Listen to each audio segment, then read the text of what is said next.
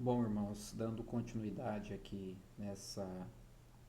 nesse bate-papo acerca das viagens missionárias de Paulo, é, uma vez que Paulo ele utiliza essa estratégia da obra missionária, de evangelização através das sinagogas, o texto diz que eles saindo de Salamina, Paulo, Barnabé e João Marcos, eles vão para a região de Pafos, e ali em Pafos eles estão pregando o evangelho, é, evangelizando, e o texto traz a informação que toda a região de Chipre é uma linguagem de exagero, né?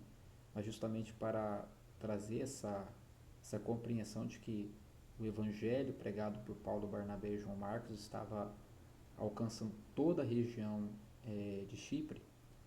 Então, uma vez que esse evangelho começa a alcançar toda a região de Chipre, Paulo ele vai pregando, Barnabé vai pregando, João Marcos vai pregando, e de repente o procônsul, o governador daquela província, que era um homem por nome de Sérgio Paulo, ele ao ouvir os relatos das pregações, ele tem o desejo de conhecer estes homens. Então, chegando a esse conhecimento a Barnabé, Paulo e João Marcos, eles vão em direção ao procônsul, numa certa ocasião, e Paulo ali, juntamente com Barnabé e João Marcos, vão pregando a palavra de Deus para o procônsul. É interessante esse texto porque é a primeira vez que nós temos registrado nas viagens de Paulo. Então ele saiu de Antioquia da Síria, depois ele vai até Porto, né, em Seleucia, navega até a ilha de Chipre em Salamina. Nós temos a evangelização e eles indo então até a região de Pafos. Então é a primeira vez que nós temos então o registro de uma batalha espiritual. Porque esse procônsul, Sérgio Paulo, ele ouvia a pregação de Paulo, ouvia a pregação de Barnabé e de João Marcos. Todavia, quando eles se ausentavam, havia ali um homem por nome de Elimas, em outras traduções Bar Jesus, que são o mesmo nome, mas aí em línguas diferentes, né? E, e o texto chama ele de falso judeu, outros trazem a tradução de mágico, outros de feiticeiro, etc. Então, o que esse homem fazia? Ele desconstruía os argumentos de Paulo. Então, ele desconstruía os argumentos de Barnabé, desconstruía os argumentos de João Marcos. Então, tudo aquilo que eles haviam anunciado ao procônsul, anunciado ali a corte do procônsul, aqueles que estavam ao seu arredor, as pessoas que estavam ao seu serviço, que estavam naquele ambiente onde estava o procônsul, esse homem, por nome de Elimas, ele vinha e desconstruía todos esses argumentos. Desta forma, ele estava prestando serviço ao inimigo, né? Temos a parábola do semeador, que Jesus narra no seu segundo ano de ministério, quando ali é semeada a semente, o inimigo vem e saqueia, né, a semente. Então, é justamente isso, é o inimigo criando barreiras, criando pressões para que aquelas almas que estavam ali, tanto Sérgio Paulo quanto aqueles que estavam certamente ali com Sérgio Paulo, que era aqueles que trabalhavam com ele, que estavam próximos, seus assessores da sua época, né, não pudessem ouvir o evangelho. E numa dessas ocasiões, o texto diz que Paulo, olhando para este homem, né, o repreendeu, chamando-o de filho do diabo, né, ó filho do diabo, cheio de toda malignidade, né, injustiça, até quando você vai procurar perverter os retos caminhos do Senhor, né? Saiba que a partir de agora as mãos do Senhor estão contra ti e ficarás cego por um período de tempo. Então Paulo vai estender as suas mãos ali, vai repreender aquele homem, porque aquele homem estava justamente fazendo isso. Ele se tornou um escravo na mão do inimigo para poder bloquear o acesso do procônsul à palavra de Deus. Aquela alma, aquele governador, que era um pecador que precisava de Jesus, aquele Elimas estava justamente prestando um serviço ao inimigo, procurando tirar aquele procônsul do caminho do Senhor. Então Paulo vai o repreender, e aqui nós temos então a imagem de uma autoridade espiritual, a qual Paulo ele estava constituída. Isso fala de uma vida pessoal, de uma vida de piedade, de uma vida de oração, de uma vida de estudo das Sagradas Escrituras.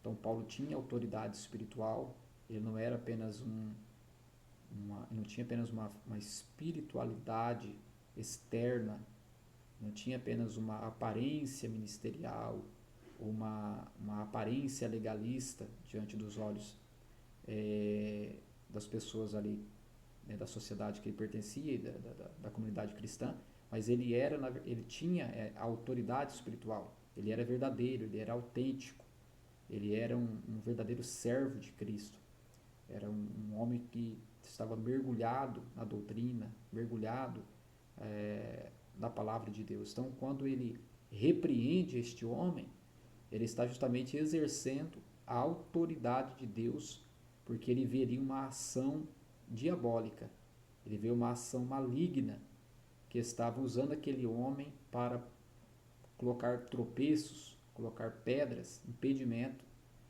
na obra que Deus estava realizando. Por isso que ele repreende e ele diz: olha, a mão do Senhor está contra você, porque você está justamente impedindo, não é a minha obra, não é o que eu estou fazendo, você está impedindo a obra de Deus ser realizada na vida de Sérgio Paulo. E ali então aquele homem vai ficar cego instantaneamente, por um período de tempo, ali, conforme registra as Escrituras, e ele sai procurando então pessoas para o auxiliar, porque ele já não via mais nada, né? Os seus olhos vieram trevas sobre eles. Então isso fala do poder do Evangelho. Então Jesus Cristo, quando enviou os seus discípulos, ele disse: olha, eis que vos dou poder e autoridade. Então a igreja, ela recebeu poder e autoridade. Paulo ali é justamente esta imagem da igreja. Barnabé é justamente esta imagem da igreja. João Marcos é justamente essa imagem da igreja. A igreja, ela recebeu poder e autoridade do Senhor Jesus Cristo para repreender, então, todo espírito maligno, toda obra contrária e tudo aquilo que não é de acordo com a vontade de Deus. Então, esse poder foi dado à igreja, para a igreja exercer no tocante à pregação do reino de Deus. Esse poder é um poder espiritual, esse poder é um poder que pertence a Deus e não ao homem, e é Deus que opera então estas maravilhas, e o homem é um instrumento de Deus na hora certa, no lugar certo, da maneira certa, como Deus quer usá-lo. E então ali aquele homem vai ficar cego por um período de tempo. O procônsul Sérgio Paulo fica maravilhado da doutrina do Senhor, isto é, maravilhado, espantado, ele fica admirado daquilo que ele está vendo diante dos seus olhos, que é uma ação de Deus na vida do homem. Então ele não vê apenas homens pregando acerca de um Jesus que ressuscitou dentre os mortos. Ele vê de fato ali uma ação divina, ele vê um poder sobrenatural de Deus sendo exercido ali na vida daquele falso judeu, daquele Elimas, mostrando a todos que a vontade de Deus não era o caminho que Elimas estava mostrando, mas que a vontade de Deus era o caminho que Paulo, Barnabé e João Marcos estavam mostrando, que era justamente o caminho do arrependimento, o caminho de perdão de pecados, o caminho de um novo nascimento, o caminho de uma vida agora na presença de Deus e no reino de Deus, e que o reino de Deus havia chegado, e que todos quantos se arrependerem terão então as suas vestes lavadas pelo sangue do Cordeiro. Então ali é uma obra extraordinária que está sendo realizado em Chipre, e que a Bíblia registra esses pontos, registra esses episódios, justamente para que nós possamos crer no que Deus fez ali naquele lugar. Então, eles permaneceram alguns períodos ali na região de Pafos, na ilha de Chipre. Tem então a conversão desse procônsul, que tem a sua vida ali alcançada pela graça do Senhor Jesus Cristo. E depois nós temos ele saindo então da região de Pafos, da ilha de Chipre, e indo para a região de Perge da Panfilha. Perge da Panfilha, nós temos um episódio inesperado nesta viagem missionária, que é o retorno de João Marcos então para a base, né? João Marcos ele vai retornar para Jerusalém, né? Vai para ali o seio da sua família. Não temos registrado nas escrituras o que aconteceu, o que ocorreu durante essa viagem missionária em Perge da Panfilha para que João Marcos ele possa ter desistido. Existem muitos comentários históricos, né, e pensamentos acerca do que é que levou João Marcos a voltar. Alguns falam que foram dificuldades, enfermidades e assim por diante. Mas o certo é que ele retornou. Na segunda viagem missionária, quando Paulo e Barnabé eles vão desejar visitar as igrejas da primeira viagem missionária, vai haver ali um desencontro de informações entre Paulo e Barnabé, porque Barnabé queria levar João Marcos novamente, que era o seu sobrinho e um jovem obreiro que estava sendo formado, e Paulo não achava justo levá-lo de novo, porque ele havia voltado na primeira viagem missionária, e certamente Paulo argumentou ali que ele retornaria de novo, ou os deixaria no meio do caminho. Então, não concordando entre eles acerca de João Marcos, fizeram então duas comitivas missionárias, né? Paulo vai seguir a segunda viagem missionária com um obreiro que havia vindo de Jerusalém, por nome de Silas, e também outros chamam Silvano, né? Silas, e Barnabé e João Marcos vão então por outra rota, né? Então Barnabé vai com João Marcos por uma rota, descendo novamente até Seleucia, navegando até Salamina, enquanto Paulo vai percorrer as regiões através da Síria e da Cilícia, entrando pela região da Galácia por terra. Mas o certo então chegou em Perge da Panfilha, João Marcos ele desiste, ele volta para trás. Não temos a informação do que aconteceu, mas ele retornou então em Perge da Panfilha. E esta é uma situação, irmãos, que nós encontramos na viagem missionária. Porque nós vemos aqui que lá no início, Barnabé é enviado para a igreja de Antioquia da Síria. Então, um obreiro enviado. Depois nós temos novamente o Espírito Santo separando Paulo e Barnabé e os enviando para a obra missionária. E depois nós temos as evangelizações, as barreiras espirituais que estão sendo enfrentadas, e depois a desistência de João Marcos. Então, alguns argumentam que não era o momento de João Marcos ter ido para essa viagem missionária. Mas eu vejo assim que Paulo e Barnabé eram obreiros extremamente experientes, né, e conheciam bem quem era o jovem João Marcos, né, o cooperador João Marcos, que os estava acompanhando. Então, alguma coisa aconteceu ali em Perge da Panfilha, alguma situação, cada um tem a sua opinião acerca disso, mas que para Paulo não foi justo ele retornar, o que indica que a obra missionária, no seu experimento, na sua vivência, no toque a toque, no corpo a corpo, você está lá dentro da obra missionária, você poder sentir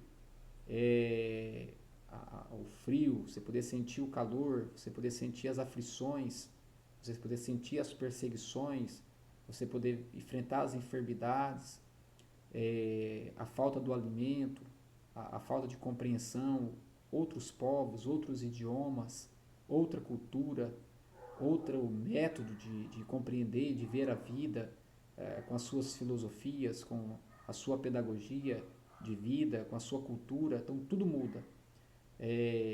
Então, existem obreiros que vão se adaptar quando vão chegar em uma determinada região, que ele vai se adaptar à cultura, às vezes até de maneira muito semelhante à qual ele pertence, mas existem obreiros que não vão conseguir se adaptar. Existem obreiros que vão ter dificuldades, que no momento dessas adversidades ele vai procurar um apoio, um recurso. Então, a obra missionária ela tem toda essa grandiosidade na sua vivência, na sua experiência. Cabe aí a compreensão daqueles que o enviaram do ministério, cabe a compreensão de quem está no campo missionário, da realidade que ele está enfrentando, da luta que ele está enfrentando, e sempre entendendo, irmãos, que Deus não nos chamou para sermos super-heróis. Deus nos chamou para sermos seus servos e fazermos a sua obra. E nós podemos e devemos sempre levantarmos a nossa mão e pedir o socorro dos nossos familiares, dos nossos amigos, da igreja, do corpo de obreiros que os enviou, para que nos dê esse devido suporte.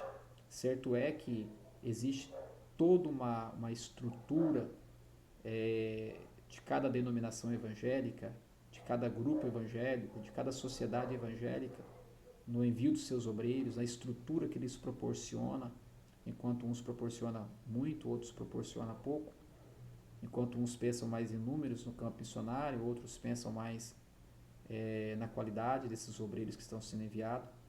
O certo é que tudo seja feito para a glória de Deus.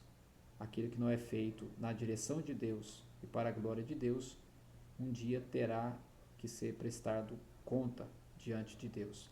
Então ali era o início de tudo, era o começo de tudo, não havia uma igreja rica para poder enviar os seus obreiros, para sustentar. Então Paulo trabalhava construindo tendas, e nós temos isso quando ele escreveu a igreja de Corinto, que ele poderia até ter recebido mais apoio de Corinto através de ofertas, etc. Todavia ele não procurou ser pesado. Então Paulo ele trabalhava, construía tendas, ia para frente, recebia uma oferta e prosseguia. Então ele foi dessa maneira que ele construiu a sua jornada missionária, recebendo ofertas de anônimos ao decorrer ali da sua vida espiritual, da sua vida ministerial, e trabalhando, construindo tendas, quer dizer, procurando uma fonte alternativa para sustentar o seu ministério. E assim Deus foi abençoando, Deus foi prosperando. Então, Perge da Panfilha é um episódio onde nós temos o recuo de um obreiro que retorna para trás, um obreiro que retorna para a base, e a partir daí nós temos então apenas Paulo e Barnabé seguindo então esta caminhada na obra missionária. Então vamos fazer mais uma pausa aqui nesse vídeo e vamos continuar então no vídeo de número 3, para que os irmãos possam acompanhar as playlist, a playlist, e assim fica melhor para os irmãos poderem acompanhando o estudo.